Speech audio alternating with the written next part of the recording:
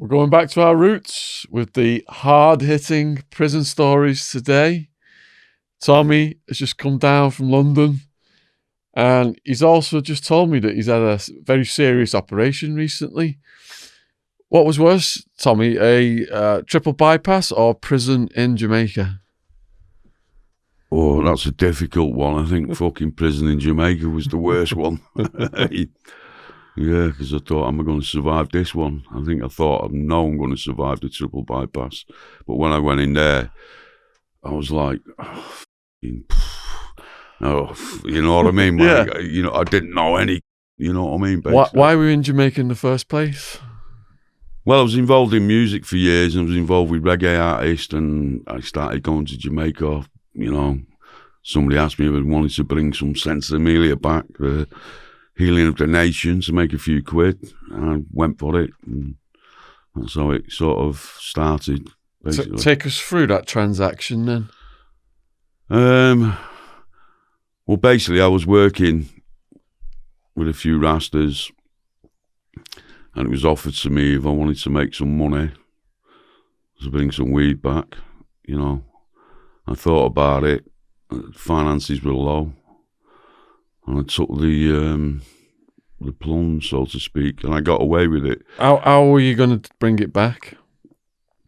It was wrapped up in suitcases, basically. Yeah. So suitcases with like false compartments, or just in packages in suitcases?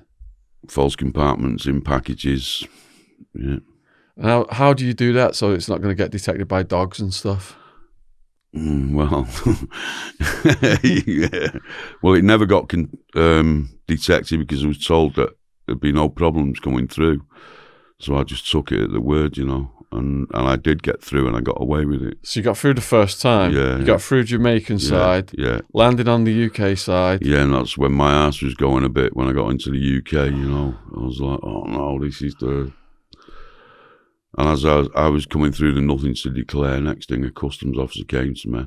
Fucking my heart was going. And he pulled someone in front of me and pulled them. And I was like, wow. And got through. So, happy days, you know what I mean? How long's the flight? 10 hours. Were you sweating it? Not really till it comes to landing. And then I'm starting to think about it, having a few, calm the nerves, so to speak. Were you more afraid at the Jamaican end or the English end? Jamaican end. Why? Well, I knew the English end, I knew the system, I didn't have a clue about Jamaica, I didn't know, I hadn't looked into it, I just thought, if I get caught here, man, I'm sure it ain't going to be good, you know what I mean? Yeah. But they said they'd pay people off at the airport. Yeah. And then when you got to the UK, how did you distribute it? I just handed it over, got my pay, and that was it. I was just a runner. How much profit did you make? $5,000. And what year was this? 2001. So did you go back then and do another run? Yeah. What happened on that day? That's when I got collared. Okay, so run us through the day. Well, basically, I was in Montego Bay, due to fly out of Montego Bay. And then I was told we'd be flying out of Kingston, which was a change of plan. So you're at the airport. Yeah. You think they've been paid off at that airport. Yeah. But now we've got an airport switch. Yeah. Are they paid off at this other airport? Yeah. I'm just, hoping that it is. Yeah. And then you get to the other airport? I get to the other airport. Mm-hmm. I'm in the airport. Next thing I see them pulling people in the queue. And I'm thinking, oh shit, man, this ain't looking good. What did these guys look like who were pulling people? Well, it was customs. It was a woman who actually pulled me, a fat woman, yeah. And she pulled me to one side. Did you pack these cases? Yeah. Oh, she had your cases? Yeah, like when they pulled you out and, opened them up. There was 5 kilos of weed and a kilo of cocaine, which I didn't know about. Where did she open the cases at? Pardon? Where were you when she opened the cases? She took me to a back room, yeah. All right, so you're in the line. Yeah. They ask you if you do your cases. Yeah. Come with me. Yeah.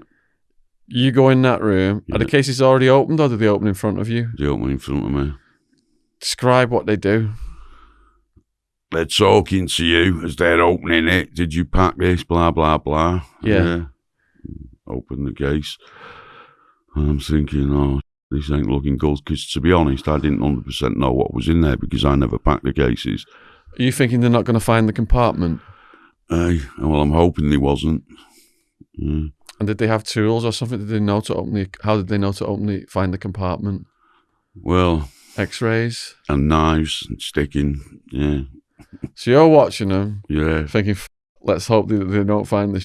And then they're sticking knives in. Yeah. And there's weed and coke. Yeah. Which I didn't know.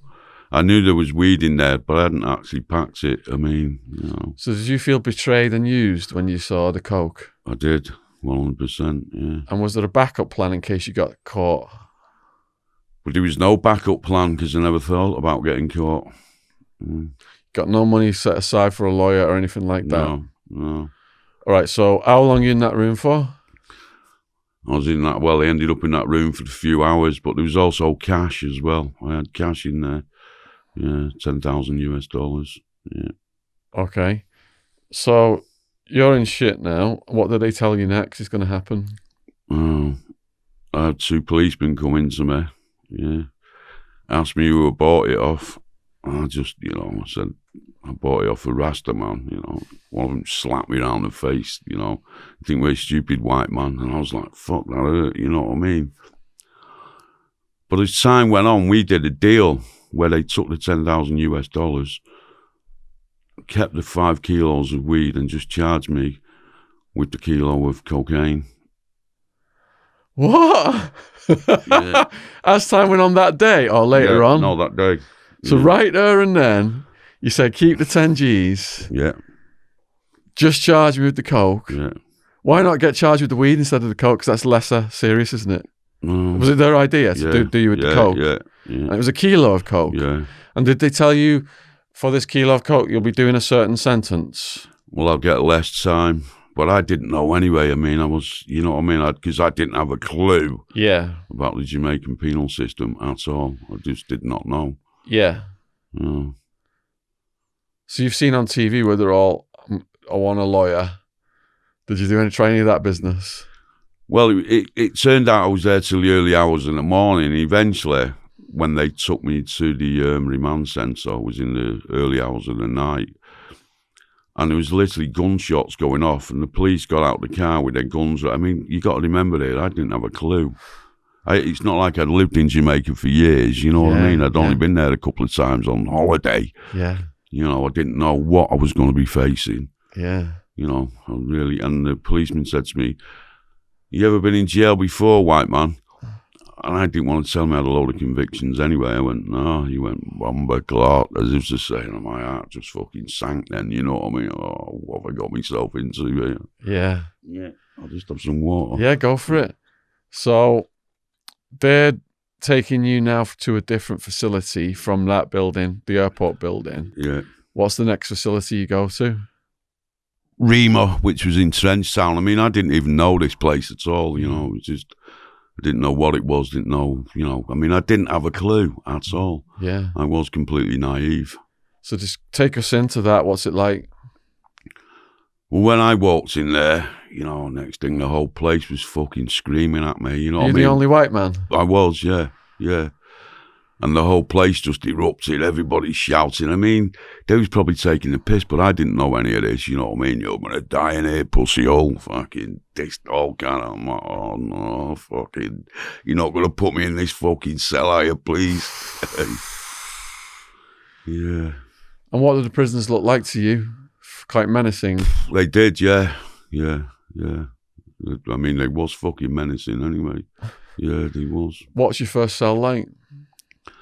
Well, when they walked me in, it was like a corridor of cells. And I didn't know at the time, I know now, but they used to get toilet paper and they wind it in a very long, and they'd light them. So out of all the cells, there'd be these like lit bits of toilet paper so they could light their cigarettes. But when you're walking down, it just looked fucking, in the middle of the night, it looked a bit like, hey.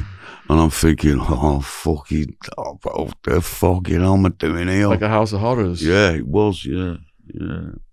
And what was the cell like then? Well, basically, when they opened the door, there was me and 5 other Jamaicans. I'm put in the cell in the middle of the night with them. And they're obviously, it's a bit of entertainment, I'm supposing, looking back on it at the beginning, for them, all of a sudden. We got some white pussy all turned up in the middle of the night and he's stuck in the cell with us, And I'm on the floor, you know what I mean? Like fucking no pillows, no blankets, no nothing. What were the first things they said to you? You're going to die in here. That's what he was telling me. I was like, oh, fuck it. And next thing, he started going on about slavery, and I didn't know what. It had fuck all to do with me. It's about the only thing I could say, you know what I mean? Yeah. So did you feel like they could have got physical with you at any moment, 5-on-1? Well, I did, yeah. And they all pulled knives out on me, but and put them on different points of my body, they all made First shanks. night, yeah. You go in and they've all put night. They all just pull knives on you? The first night, yeah, the first night. And I wouldn't have fucking believed it if I hadn't have been there to find out.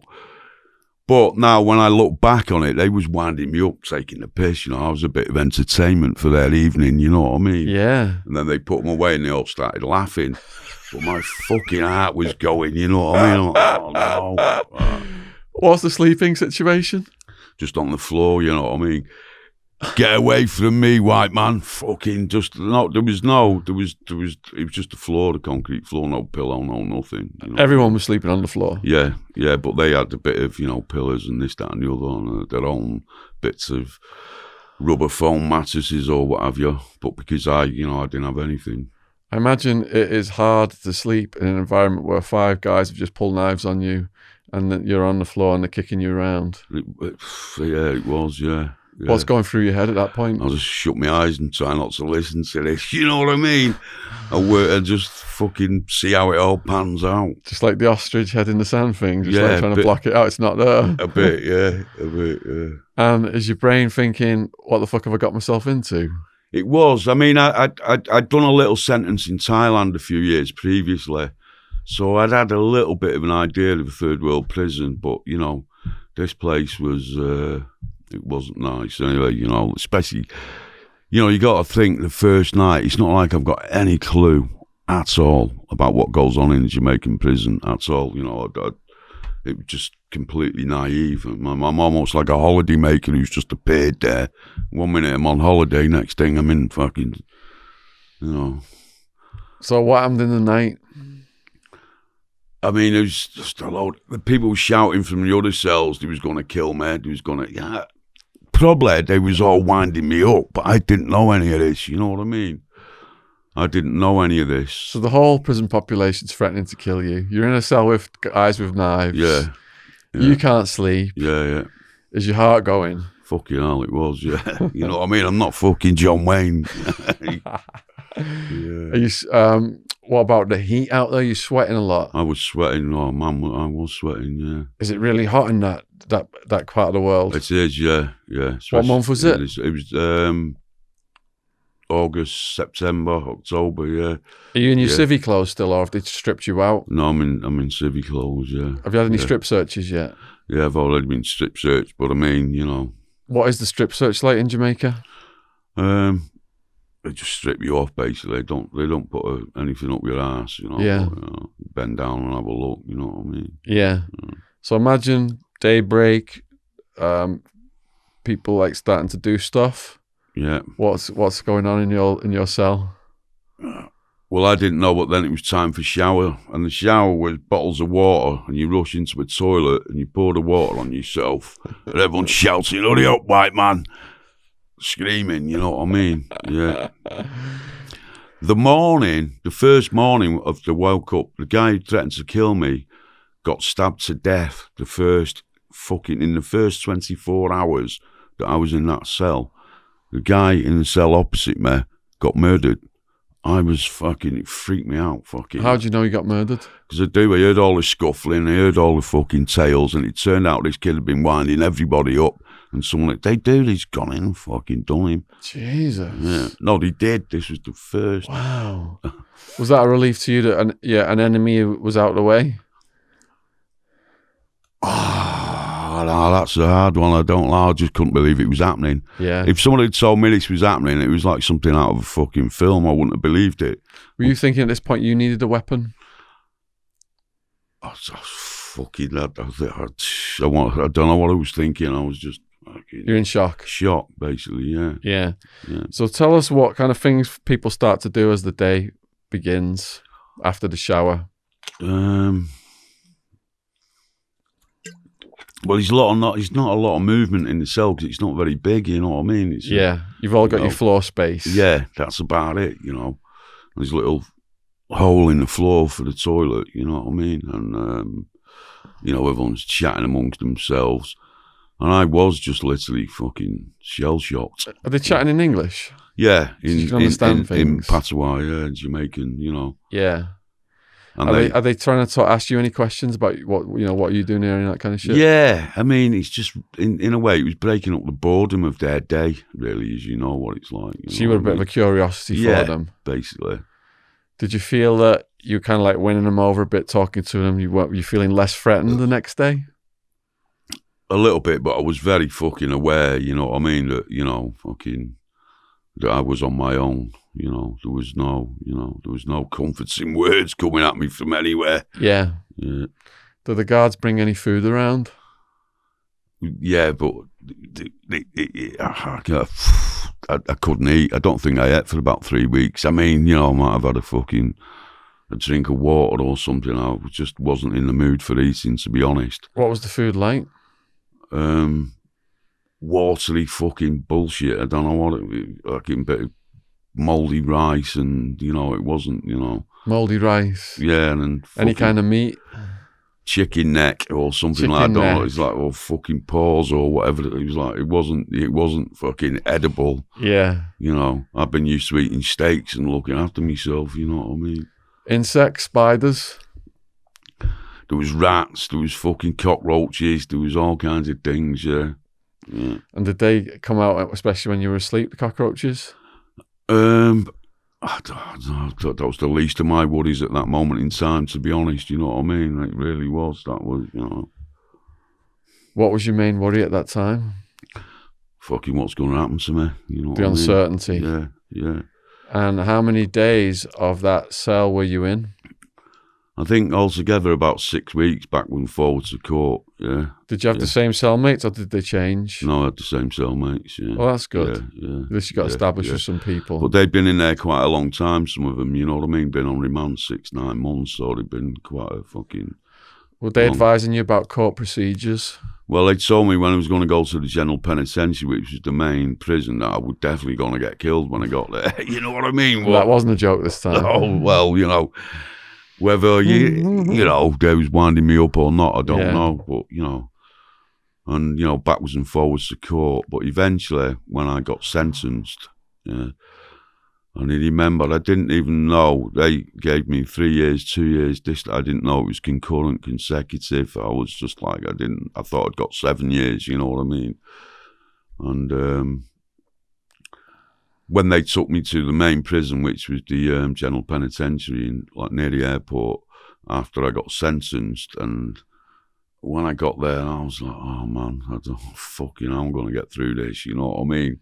I'm trying to put on a brave face. I mean, I wasn't showing any fear, but inside I was feeling it, you know?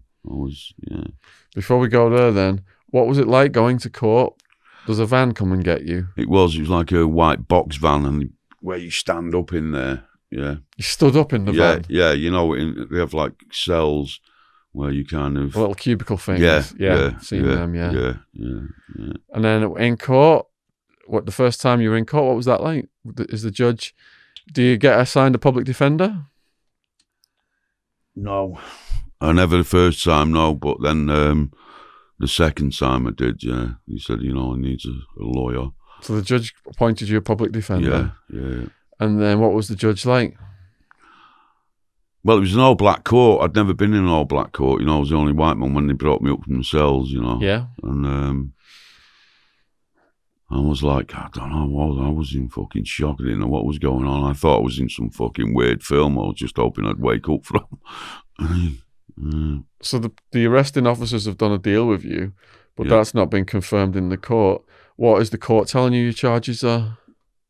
Importation of a kilo of cocaine. So the police did you right then? Yeah. With that deal, they stuck to it. Yeah. And did your public defender tell you what maximum sentence for that was? Well, they were saying it could be 5 or 7 years. I mean, I didn't know. I didn't have a clue. In Jamaica, what percent do you have to serve? You had 2/3. 2/3. Yeah. So you're saying, all right, maybe 6 years, 2/3, I'm out in 4. Yeah. Is that where your mind is at? Yeah. Yeah. And how long did you say it was before you got sentenced? I think it was about 6 weeks. That's quite quick, isn't it? Yeah. Mine was 26 months. Fucking hell. Yeah. That, like you said, the uncertainty, not knowing what's going to happen to you. Yeah. That's the worst part. It was. And once you get sentenced, at least you know. Exactly, yeah. And what was your sentence? Well, I got 2.5 years plus a fine of 300,000 Jamaican dollars. And if I didn't pay that, I'd do an extra 4 months. So in effect, it turned out to be 3 years, which I did 2 years. Extra. Yeah. How much is that in UK pounds? I can't fucking remember, to be honest. Was it quite a lot though? I think it's about 4,000 quid. 4,000 quid. Mm. So you just did an extra 4 months to cover that. Yeah, 1,000 quid a month. At the beginning, though, you know what I mean? I was thinking, I should have paid this shit. You know what I mean? Yeah. Did you have access to money? I didn't. No. In the Jamaican prison, can family and friends send you money to spend? They can, yeah. How does that work? Yeah. Basically, you have a guard. He texts them his bank details, and they put the money in his bank. He takes his cut out of it, and then he gets it to you. So it's all done through the guards. Yeah, I see. Yeah. How did the guards treat the prisoners? Some of them was fucking animals. It was dangerous. I mean, some of the guards would get shot as well. It was quite. I mean, it was. Did you see that? No, I never actually. But you know. You heard about it. Yeah. What did you see? Well, I've seen some serious stabbings. I've seen some serious beatings. Yeah. You know, I mean. What was the stabbings over? Bullshit half the time, just nothing. I mean, you know. And because it was the maximum security, most of the people were predominantly doing life. So, you know, it wasn't like, you know, people just, you know, it was fucking hardcore drug dealers, you know, murderers, fucking rapists. Yardy gangsters. Yeah, exactly, yeah. Who's got the most power in the prison? Obviously the dons and the guards. The dons? Yeah. What's a don?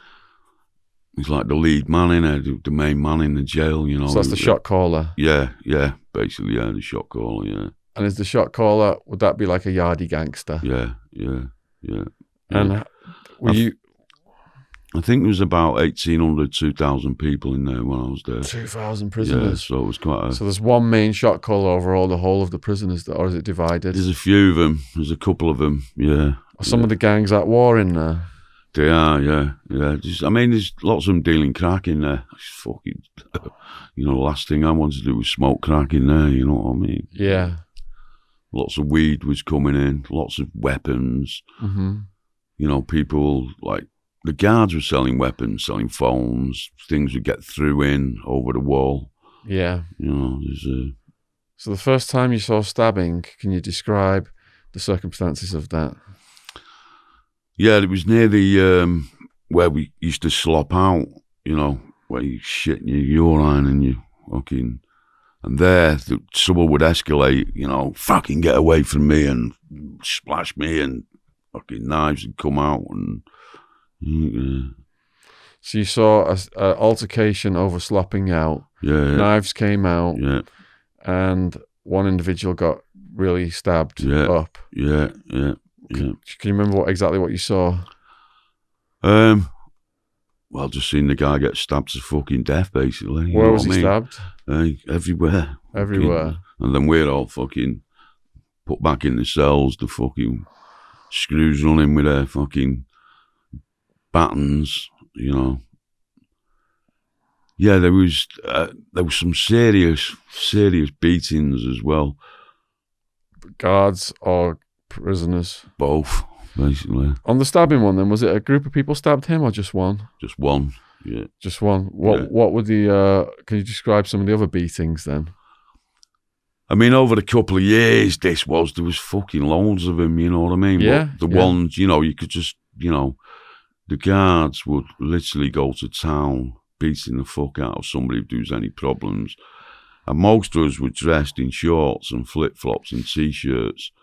And he'd hit them on the elbows, on the kneecaps, you know what I mean, on the ankles. Yeah. To subdue them, And you could hear the popping sounds as the wooden battens were going. I mean, fuck, man. After time, I didn't even want to look sometimes, you know what I mean? It was... See people getting the bones broken and stuff. Yeah.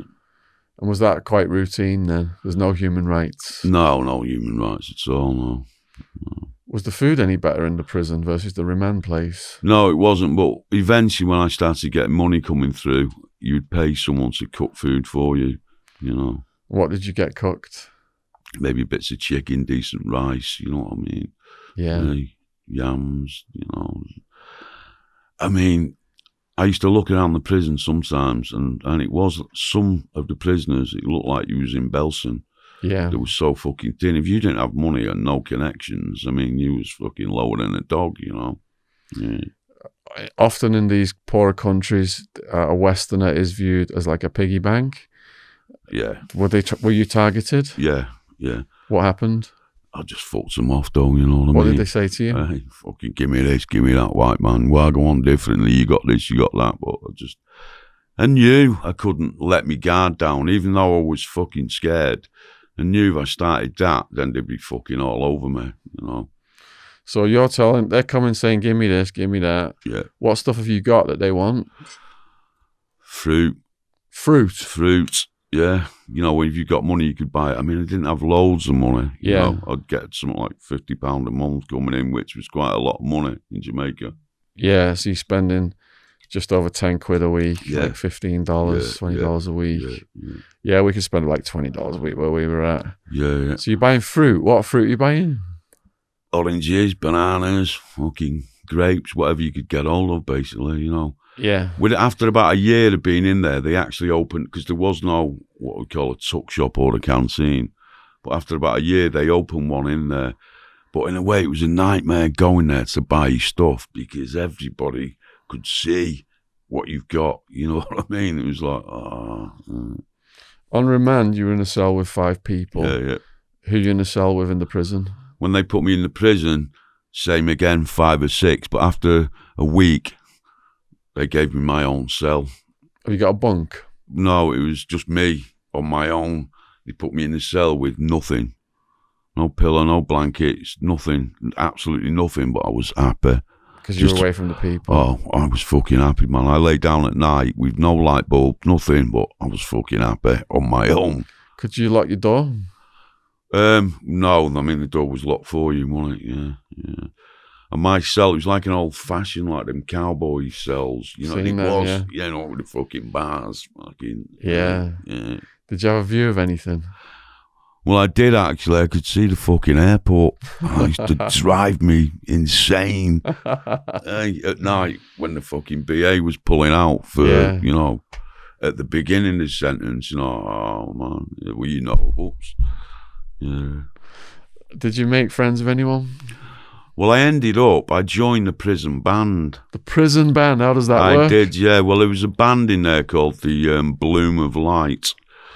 And they was all lifers, yeah. And because of my musical connections, the guy in the cell next door to me was the guitar player in the Bloom of Light.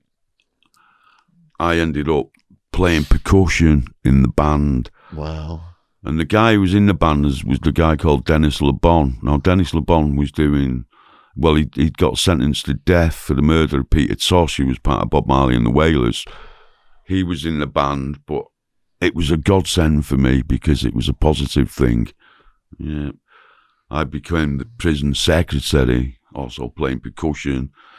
Anytime there was any kind of musical things going on, we got a little bit of extra food and got out of the cell, and so that helped me a lot. Yeah. And did those lifers have your back then? the band A players? little bit, a bit. It was like a little oasis away from the rest of the prison, you know. So there was actually a band's room in there as well. I mean, this was a third world prison, you know. It was nothing like a Western prison. It was like something probably 200 years ago in Victorian times, but in the sun. Other challenges that you had to face? Just on a daily basis, really. Fucking walking around with, I mean, there was some fucking lunatics and psychopaths in there, you know what I mean? It was... Scariest moment then with a lunatic or a psychopath? There was loads of them. There was quite a lot of them, you know. There was quite a lot. Well, we've got plenty of time, and the people love to hear these stories. Yeah. I mean, there was threats. I mean, for about a year, I was getting threatened daily by at least somebody every day wanted to kill me. I mean, so they would come in your cell, or they would yell at you from afar. How were these threats delivered? Well, I got a house brick through at me once. Literally, I felt a whoosh. I just felt like a fucking, and it was a full house brick. Where were you in the cell? No, I was standing upside on the landing, and I felt this woof. I didn't see it. I just felt like a whoosh of air, and next thing I heard this, poof. I looked round, and it was a fucking full house brick. And I looked down, and some guy had fucking smile on his face. He would have hit me. He would have killed me. Fucking hell. Yeah. So, like in America, if someone did that to you, you've got to retaliate, otherwise you're a punk. But you're a one white guy in an all black prison. Yeah. If you retaliate, you're probably dead, I imagine. Yeah, a lot. I mean, I'm also quite diplomatic, you know. I wasn't John Wayne. If I wanted a fucking fighter who would have 2,000 who would have fucking willingly fought me, you know what I mean? Yeah. Like, what was other close calls like that? well, I was wheeling and dealing as well, you know, like I owed money here and I owed money there, and, you know, I had quite a lot of threats to get the money back out of me, but luckily I eventually paid everybody off, you know. Why were you in debt? Weed, smoking, fucking getting sick. Sick was allowed because you was a white guy and they knew that you was getting money, and there was an organisation there called Prisoners Abroad as well. Every 3 months you got 50 quid as well. So, you know, when I didn't have money, you'd borrow stuff. And So Prisoners Abroad, do you want to just tell people watching this who they are? Because they're a really good organisation. I fully support them. Well, basically, they started, as you know, in 1978. I think it was one woman had a boyfriend who was in jail in Morocco.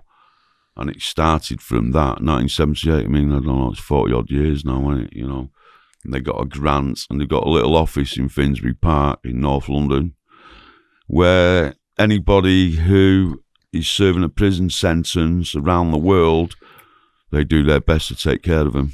If you're a UK citizen. Yeah. And did the British Embassy help you? No, but, well, actually, they didn't actually help, but they bring them money in from Prisoners Abroad. Yeah. So you actually had cash in the prison? Yeah. How did you conceal that? Oh, so kept it with me at all times, basically, you know what I mean? Inside your body? Yeah. And you described the brick, you described threats over debts. Yeah. What other life-threatening situations were you in? Oh, there was fucking loads of times people would just pull knives on you and show it. You come to your cell late at night, who was wandering around, you know, and they want you to hide things in your cell as well for them, you know what I mean? But I wasn't having none of that. I mean, I knew that if I started fucking bowing down to him, as you know, I would have been a target.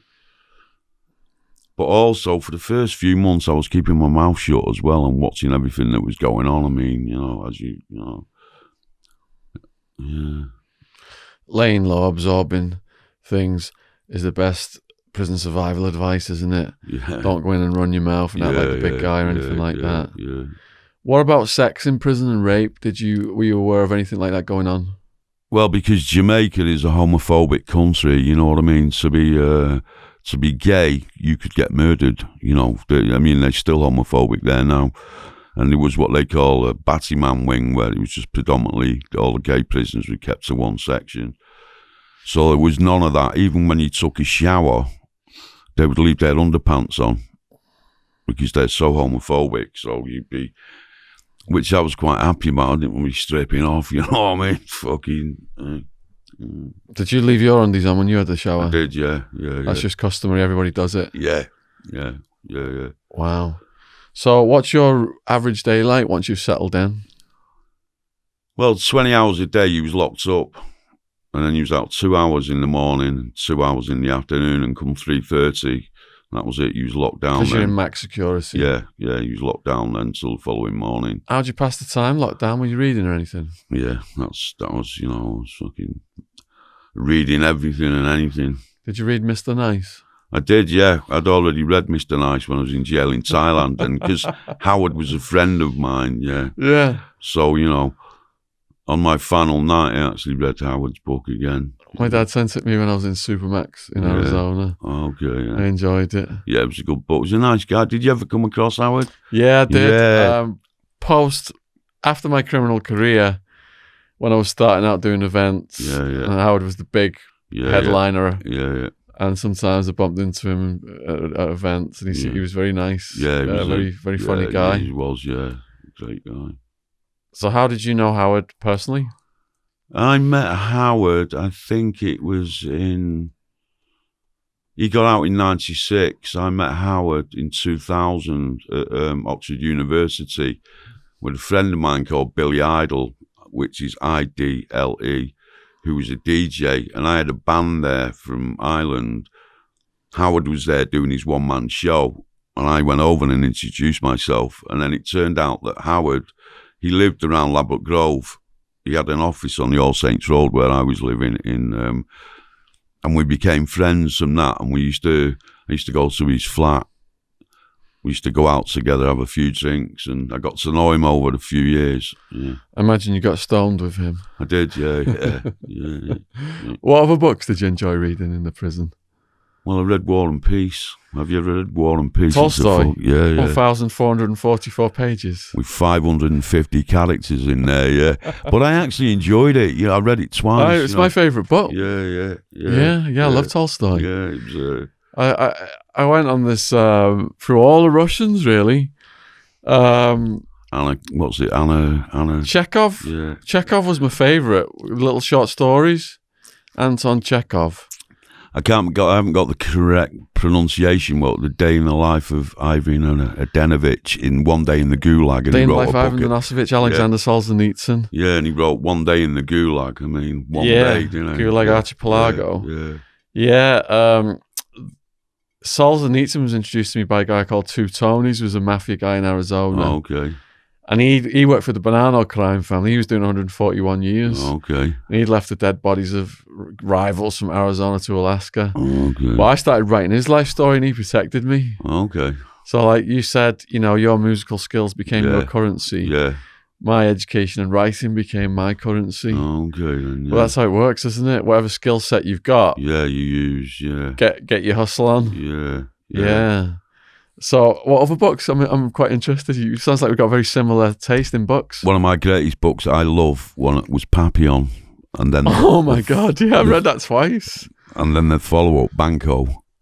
Read them both. Yeah, Papillon was the best though. Yeah, it was. Yeah, it gives you that sense of adventure, escaping and going through the island with lepers. And I met someone who came from quite a wealthy family that kind of knew Papillon from a long time back in... Wow. You know, yeah, so... I mean, I read anything. One of my favourite books as well is Down and Out in Paris and London, George Orwell. Oh, yeah. That's, read that one. Yeah, you know. Hemingway wrote one as well about being in Paris.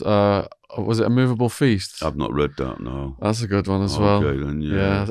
I've tried to read nearly all of Orwell's. Well, I mean, you had 6 years, didn't you? You read 1,000 books. Yeah. You know what I mean? But it's not as easy to read things now when you're running around doing things and also writing. In 2006, I read 268 books, wrote them all down. Told my sister I've just read 268 books this year. She's got a degree in classical literature. She goes, "You lucky bugger." Yeah, to have that People time. have lives, jobs, families, responsibilities. Yeah. No one could possibly read that much unless they were, where you are. Yeah. I mean, I must have read, I reckon, close on 300 books. I mean, I can't remember half of them. You know what I mean? I would read anything that was around. It was just, as you know, take you away for 20 hours a day. You know what I mean? Did you read any Kafka? No. No. But, got into him. I mean, it was a third world prison as well, so it wasn't like highly stocked fucking with great, there was, it was, fucking Graham Greene or books that people had never even heard of. I would just open a book and read them, Yeah, the most common books in American prisons probably things like Tom Clancy, Stephen King. Yeah, I'm not really into that kind of stuff, to be honest, although they reckon it's good to read them. But one of my favourite books as well was an old book. It's about, it was half French, Vietnamese. Charles Sabrage, The Life and Crimes of Charles Sabrage. Have you heard of that? No, I've not read that one. Fantastic book to read. He was a serial killer, and he murdered people in Thailand, he murdered people in India, and they arrested him in India, and the statute of rights had run out in Thailand to extradite him back. When his sentence finishing, instead of going back to Thailand to face further charges, they let him free, a serial killer, and sent him back to Paris. Not that long ago, but he couldn't resist the lure of Asia, and he came back and he got rearrested in Nepal. He's doing life now in Nepal. He must be 74, 75. Look the book up, though, The Life and Crimes of Charles Sabrage. I think Netflix are making a film about him. Well, on the subject of books, you've got a book out, haven't you? Oh, yeah. What's it called? Nightmare in Jamaica. And when did that come out? Well, it came out on the 22nd of August, and the day after I had a heart attack. So I didn't really get a chance to promote it. I'm coming round now, and we actually had we had arranged to do this in September, I believe, didn't we? And So can people buy that book worldwide on Amazon? They can buy it worldwide. They can buy it from online retailers. They can order it via Waterstones, order it and go and collect it in Waterstones. People have.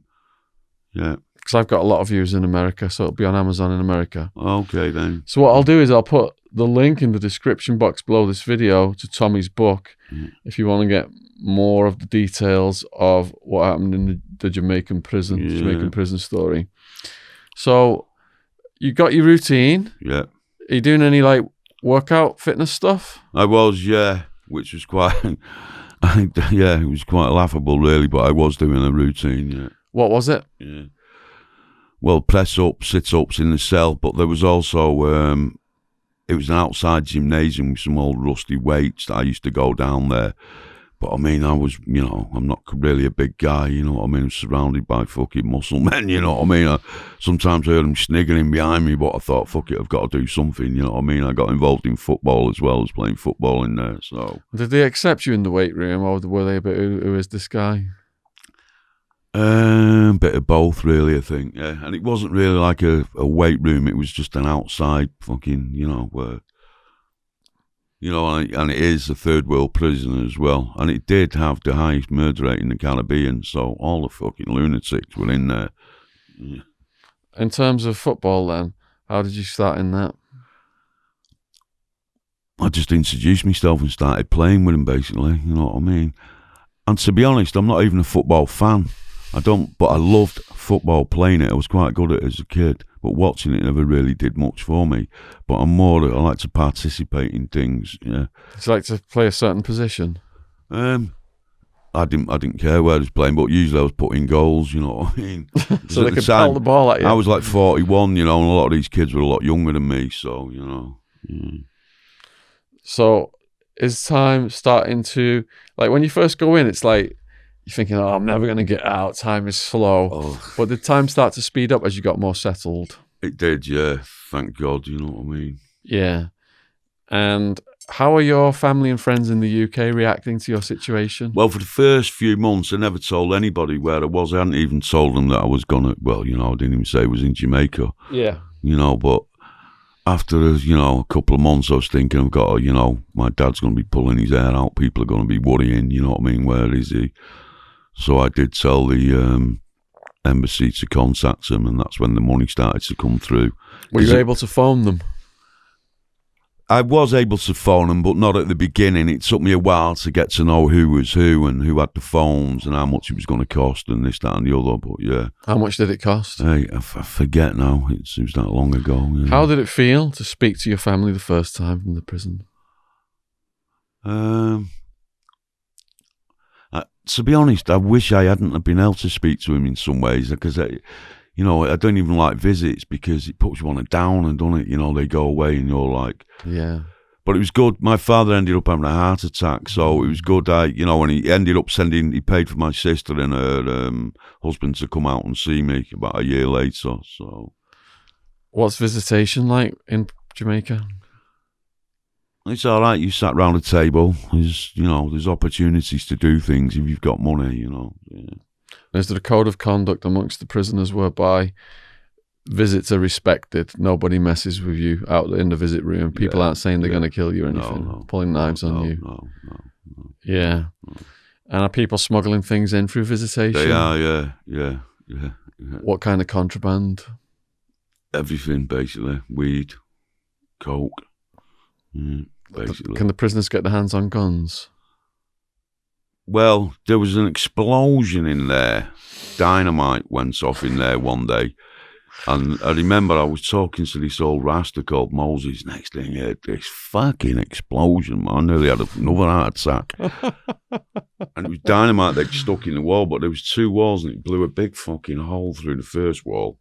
But the second wall was like a golf ball. Nobody could get out of it, so it didn't, I don't know how they got the dynamite. I don't know it, but I just remember the explosion and the flying masonry. So that was an escape plan that went wrong. Yeah. Did those prisoners get punished? They did, yeah. Do you know what happened to them? They just got the shit beat out of them and fucking locked up. I mean, I didn't really, I wasn't part of it. I mean, it was like a small town, the prison, you know what I mean? There was things going on all over the place, What about riots and hostage situations? Well, it was all kind of, there was actually, not long before I got in there, 16 people had been murdered. Yeah. And who were the people? Well, basically what happened, apparently, there was talk of condoms being issued to the prisoners through the warders, and the warders took the inference that, anyway, cut a long story short, they exploded and 16 gay guys got murdered. Yeah. It's all documented. This happened before I was in there in the general penitentiary. Condoms when they get handed to the prisoners. Yeah. And earlier on you said that they're very homophobic, the prisoners. They are, yeah. So this was kind of approving of it by handing up. That's the way they viewed it. Yeah. So they just killed the gay prisoners. Yeah, they did, yeah. That's very insightful. You got that, yeah. Holy shit, man. That's fucking horrific. Yeah. It didn't even make the news, apparently. I mean, it's on the news, but, it's like... Yeah. All right, so you've got your routine. Time's going faster. Yeah. And as you're getting in the second half of your sentence, how are you feeling at that point? Oh, fucking hell, is this ever going to end? It was like, because sometimes, I mean, it was a very, very surreal experience. I'd been in prison in England. I'd done a little bit of time in Thailand, but nothing like this. It was like, it literally felt like being in the Wild West. The actual, the looking around the prison, it wasn't a very nice sight. It didn't look. It just had a feeling of, anything can happen here, and anything did happen there. Can you describe it then? If you looked around the prison, what would you actually see?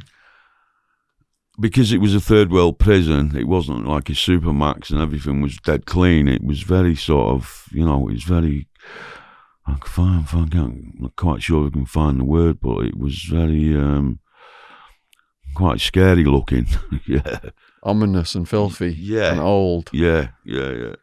And the guards, are they going around with guns and stuff? They got guns, you got gun towers around there, but the batons, basically, You've already described the old school cells with the bars. Yeah. What's the perimeter like?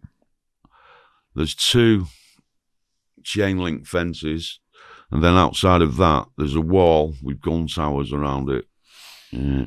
Did anyone try to escape? It did, yeah. I was telling you about the explosion that went off. Yeah. Apart from that, though. Yeah. It did, but I mean, I didn't get to know the full story after time. Things would happen and I wouldn't really know what was going on. I mean, I'm still finding my feet in there. And riots then?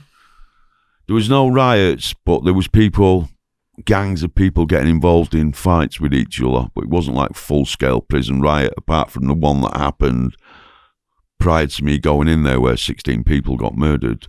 And did you witness like gangs attacking each other? I did, yeah. What kind of damage were they doing? Well, they had machetes. I don't know where the fuck they get the machetes, the knives. They had all, yeah. So there's like running battles with machetes. And lots of people had horrific fucking scars on them. I mean, I used to see some scars, because they love machetes in Jamaica. From the... And did you see anyone get macheted? Yeah, but it's quite a big prison as well. You just see in the distance things happening, but, I didn't really want to get involved. To be honest, I was like, well, I think I'll go back in my cell here and give this one a miss. Yeah, just keeping a safe distance. Yeah. So as it's getting closer then towards the gate, how is your psychology at that point? Oh, man, fuck it. I felt like it was the closest brush with death that had ever came to, and I just thought, am I going to get out of here alive? Each day was a fucking constant battle. I mean, I was on my toes all the time because there was things going on around me all the time. Shouting, arguing, fights, fucking knives being pulled, I mean, it literally was. Yeah. What was your lowest moment? Well, I actually took a bit of a beating off one of the guards. Yeah, and I'd been in pain, toothache. I ended up, Why did he beat you? Because I spoke back to him, basically. What did he say? Yeah. I was ill, my fucking teeth was hurting. I was really ill, and I shouted for one of the guards, and I told him I wasn't feeling too good, and he went, shut up, pussy, all you's fuck all wrong with you. And then I went, fucking you twat. And next thing he come in and I took a bit of a beating, So he's just smashing you with a truncheon? Yeah. In your body, in your ribs? Yeah, on my shoulder. Your shoulder? Yeah. And what kind of damage did you incur from that? I got one of my teeth knocked out. I got knocked out. Woke up in the fucking prison hospital, What's the prison hospital like there? Well, it's nothing like an hospital I've ever seen before. It was like a lunatic asylum, you know what I mean? It is a third world prison. I find it hard to describe, but it's nothing like an English hospital. How long did it take to recover from those injuries? A couple of weeks, basically, but mentally, it took me a while to, I was fucking scared. I've wrote about it in the book, so I don't want to speak too much about it because I'd like people to read the book and find out. Yeah, I'm sure some of them will click over and read the book, Yeah. Were you in that hospital for the 2 weeks, or did they put you back in your cell the next day? Put back in my cell a couple of days later. Later. How many times were you attacked? Really, that was the first beating they actually took off a guard. I mean, I was threatened a lot by other prisoners, and feigning to hit me, but it was a lot more. It was more verbal threats than actual physical. But after time, you didn't know that. It was just scenarios was building up in my mind. And did you have to learn the slang? I did get to understand patois, because it is quite. At first you think, what the fuck are they saying? You know what I mean? Can you give us an example? The favourite one was, well, I go on differently, white man. What's going on differently? What have you got today? Fucking. The favourite one was pussy hole. That was, white pussy hole. That was the favourite insult. But, what was I going to do after time? I was like, oh, fuck it, just let this ride, So you got attacked by the guards. Yeah. Did you get attacked more than once by the guards? No, just the once, but I was fucking once too many for me. You're constantly under threat from the prisoners, all kinds of skirmishes. Yeah. But it didn't escalate to a bad level of violence with the prisoners. No, not for me. Within themselves, but not towards me. Yeah. And why do you think that is? I think because I was a white guy and the warders and the British Embassy was coming in, I think, there was a certain degree of leaving me alone. And also I was in the prison band as well, Do you think you wasn't a threat to them as well?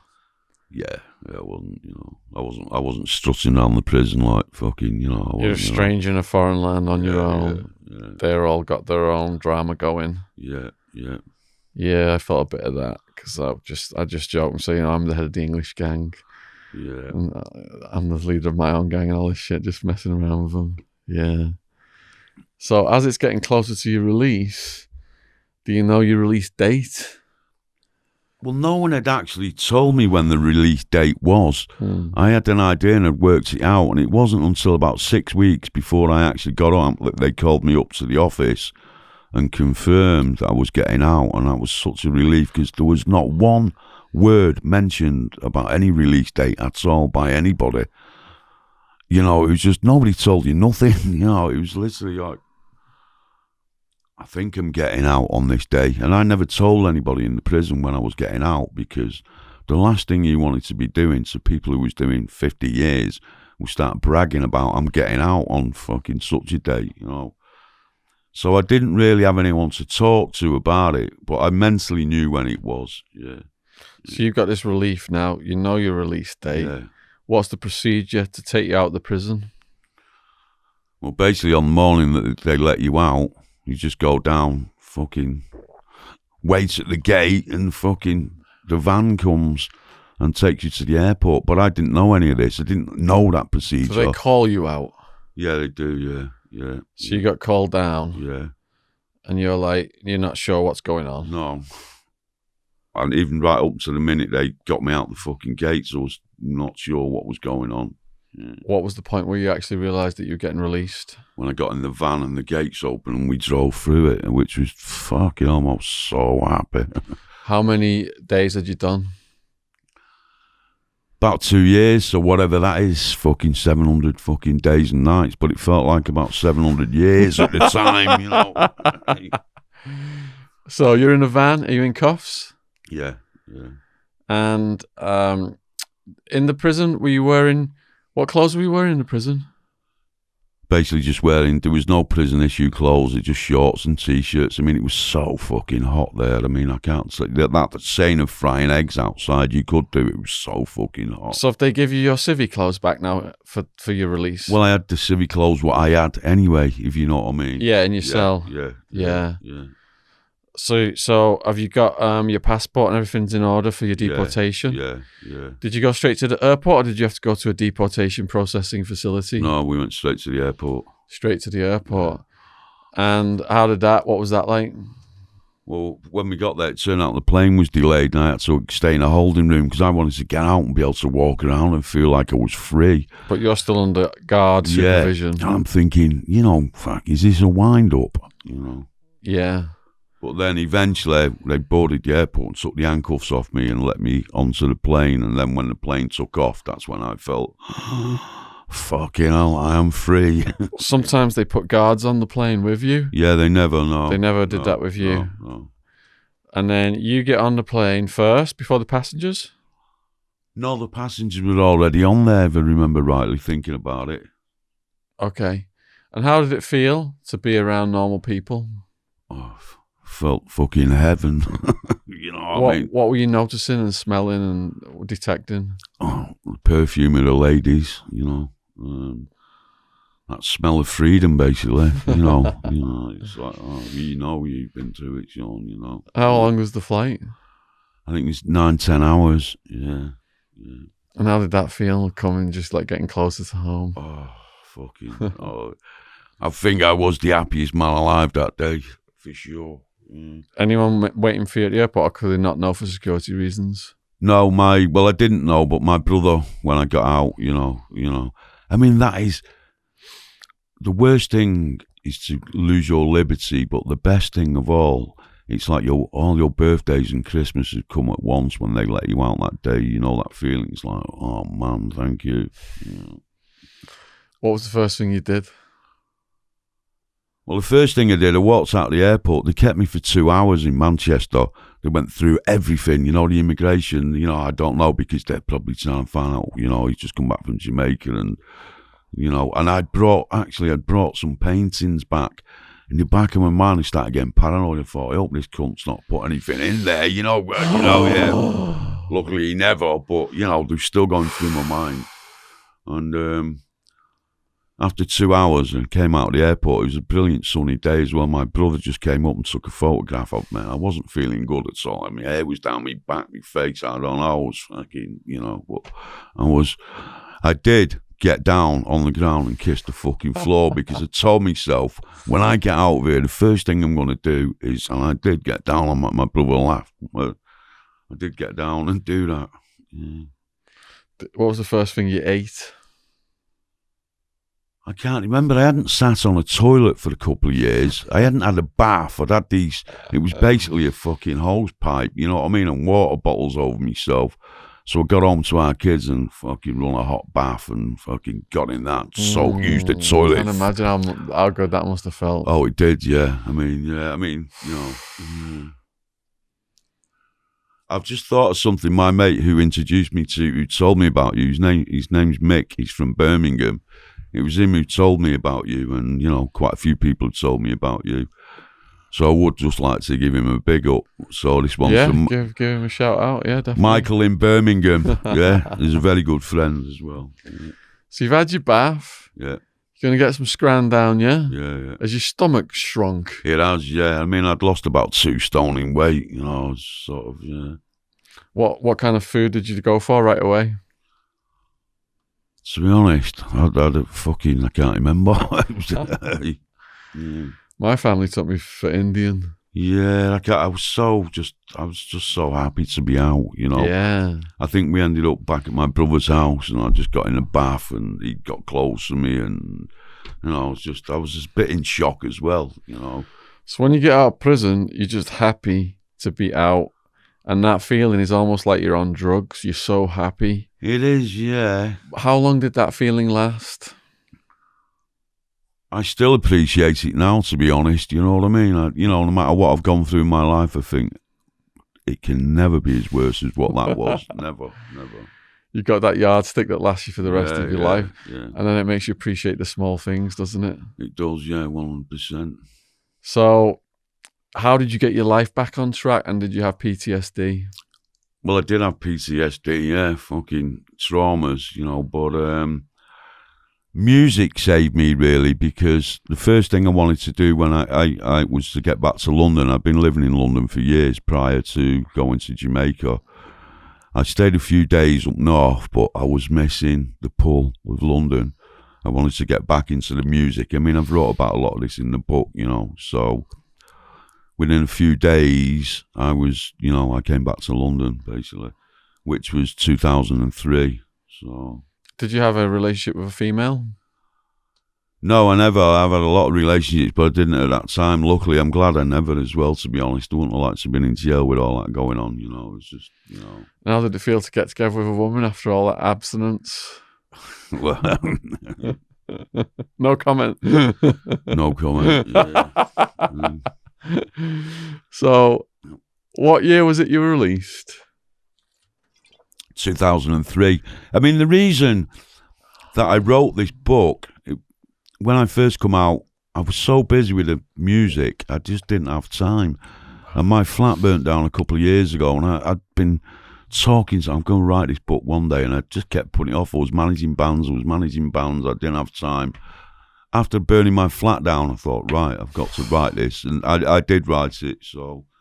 It took me a long time to write it. It's hard work, isn't it? Yeah, it is, yeah. Especially when you don't have a clue as a writer. You've got to learn it all from scratch. Yeah. I believe you've got 13 books out. Fucking hell, you're my inspiration. I just dictate them now. It's easier. I mean, how do you start it? I mean, I've written a lot about Pablo Escobar. Well, I've seen that, on the... And my life story's a trilogy, and I just got a book out for Christmas about the Clinton body count. Wow. Epstein and all that shit. So what, you dictate it and it just writes itself? I dictate it and it just appears on the screen. Okay. It's called Dragon Dictation Software. You should be sponsoring me, Dragon and Hillingdon Water. Get in touch. Do me a sponsorship deal. Come on. Yeah. Earlier on, you said that you'd been in Thai prison. I had, yeah. But that was a walk in the park compared to... It was, yeah, when I look back Jamaica. on it. I mean, it was dangerous in Thailand, but after, small little, friendly kind of ties and getting with these crazy yardies. It's a total different fucking What ball year game. were you in Thailand? I was in Thailand on and off for about 3 years, but when I got arrested and ended up in jail there, I think it may have been, I'm not 100% sure, 95, 96, because I travelled for years and years, fucking 20-year period. I went everywhere. I was here, there, and everywhere. I was, in the height of the rave scene. Half the time I didn't know where I was, It's just, when the ecstasy was good. I mean, I had 10 years probably as yourself. Mitsubishis. Yeah, and the Doves the and all doves, that. yeah. What were you up to in Thailand that got you arrested? Well, I had a bar basically in me and a girl from Manchester who was a girlfriend of mine at the time. We had a little bar in Lamai Beach. It was called a $10 million View, and it was doing quite well for Thai style, making a bit of money here and then. We started buying weed to keep the tourists, and how it ended up selling weed basically to tourists through the bar. The bar, it got quite popular. It was called the $10 million View, or we named it, because it was at the southern end of Lamai Beach. It was fucking beautiful. When you looked from the bar, all you seen was the view of the coastline of the beach. It was Wow. amazing. Yeah. So let me guess, you hadn't paid the police off. Exactly, yeah. And they liquidated you. Yeah, well, they arrested us and they gave us bail. And I think I paid, it was something like $1,000, got our passports back and done one. But we came back stupidly about a year later and got rearrested. Oh, you went back. Yeah. I mean, it was my fault. It was my fault. I just couldn't. Both of you went back. Yeah, but she had a different passport. But I just could not resist. I love Thailand. It's one of my favourite destinations in the world. But you couldn't have gone Cambodia or Vietnam or Indonesia or somewhere else. Well, Indonesia, Malaysia. I mean, I've been all around them areas. But Thailand's your favourite. It was, yeah. I mean, from the 80s when we started going there, and I haven't been there since. The last time I went, I think, was 2007, and I couldn't believe the change. I don't know what the change is like now in 2000. Well, we're almost in 2020, aren't we? Yeah. So did they pinch you as soon as you touched down? They did at the when we went through customs. How did that feel? Oh man, I was gutted. I think I had £3,000 on me in travellers' checks. I was ready for a really good holiday and a good party. And to get arrested at the airport and took from there straight to the immigration jail in Bangkok, my fucking head was done in. Were you thinking you might use that money to negotiate your way out? Yeah. How did that go? Well, we ended up spending about 6 weeks backwards and forwards to court, and they took us down to Suratani, and we basically got a slap wrist and then deported. So a lot of that money went on lawyers, and we ended up we flew back into Manchester, and I think 3 days later, we booked a return trip to Bali to carry on, because coming back to Manchester in the middle of winter was a fucking no-no. It became a massive ball ache. It cost money. It took 6 weeks of our time when we was, I think, on our way to Australia. I've wrote about this in the book because we was up to all kinds of stuff. And it just caused a massive inconvenience more than anything. So your total incarceration in Thailand was 6 weeks? Yeah, I reckon about that, yeah. What was the cells like in there and the prisoners? Well, it was like being in a fucking sardine can, you know what I mean? I remember when they opened the cell door at the time, I was thinking, this is going to be, how big this cell going to be? And then they opened it up and it was like being in a school hall, like a dining room. I didn't realise, how big it was, because, yet again, I didn't have a clue about the Thai prison system. Yeah. My friend Billy Moore was in Thailand. He's got that movie A Prayer Before Dawn. Have you heard of that? I have, yeah. I think, yeah. So he goes in and they're all like these tattoo guys and stuff like that, and skinny people, and they're all just laying on the floor. You basically just get a little sliver of space on the floor. That's exactly, you couldn't put a cigarette paper through it. Yeah, that's how it was. And again, was it a case of you're the only white guy? Yeah, well, we was in the immigration, so it was predominantly, it was all people from Southeast Asia. I think there was 1 or 2 Russians in there, but Vietnamese, Burmese, Malaysian, Indians. And how were they reacting to you when you first went in? Well, the first thing he did was wanted to find out if I had any money, but I didn't have any on me, you know what I mean? Yeah, they just came up and asked you. Yeah, well, fucking. And I remember the guard walked us through, and it was just full of fucking bodies, basically, and he just pushed one out of the way, pushed the other one out of the way. He said to me, "Get there," and fucking, How was it sleeping like that? Well, at the time, the lights was on 24/7, so there was constantly talking. People was waking up, talking. You was going to sleep. It was like a, yeah. Did you have a sleep schedule? Not really, no. I mean, fuck you. What else did you do then, other than just lie there? Well, tried to read, obviously, try and, Could you get anything that was Western to read? Well, my dad and my cousin, who's from Widnes, and my brother from Warrington, they came over and started visiting us in that short period of time because they was travelling around anyway. So I had a bit of outside help coming in, which really helped. Over that short period of time, it was more of a ball ache than anything. Yeah. So that 6 weeks is over, and you said earlier on you'd done some time in the UK as well. Yeah, when I was a kid. Yeah. So that was juvie, was it? Well, I did. I did 7 sentences before I was 22. Jesus. Before I got wise to myself and thought, I've got to get out of this town because if I carry on here, I'm going to end up doing a big sentence. So around about 22, 23, I started to wake up to myself and thought, I've got to get out of this town, which I did. I did a couple of borstals, a few prison sentences, a couple of detention centres. I was in Walton, I was in Strangeways. But in reality, it was a rebellious period that I went through, and it's just a lot of bullshit, really. I mean, when I look back on it, We've interviewed a guard who was in Strangeways, Neil Samworth, on the podcast.